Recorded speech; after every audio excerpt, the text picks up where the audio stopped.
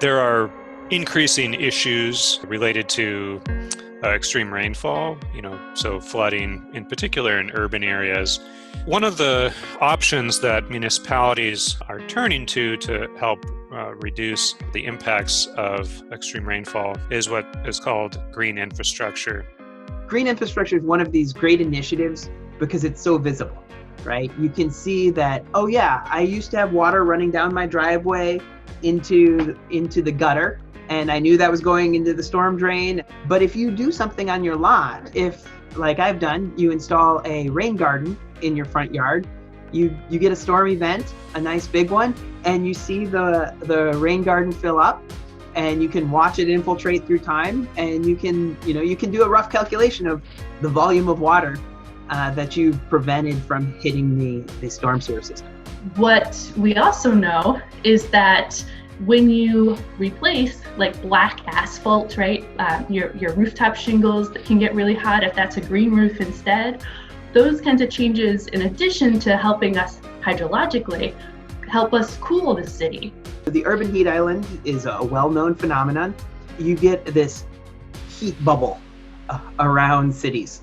And that has some health consequences for people living in the cities, those increased temperatures. But it also affects the weather around the cities. In Milwaukee, it's a really interesting case. You have storms that tend to move from the west, and then they run into Milwaukee, and since the urban area around Milwaukee is warm, causes the air in this storm to rise.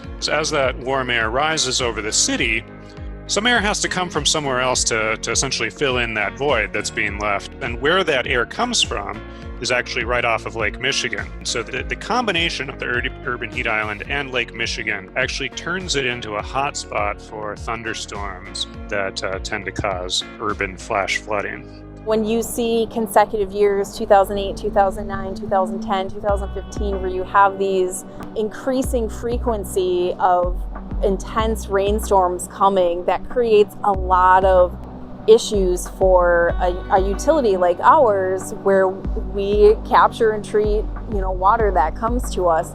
What we're really interested in is trying to understand what happens if an entire city block changes their green infrastructure or something more massive. We know that green infrastructure can reduce flooding and reduce runoff. We also know that green areas can locally cool areas, but no one's looked at green infrastructure's possible effects on reducing extreme rainfall, and no one's also looked at all three of these simultaneously to see which of these possible benefits might be the most important. The best tool we have at our disposal are our models.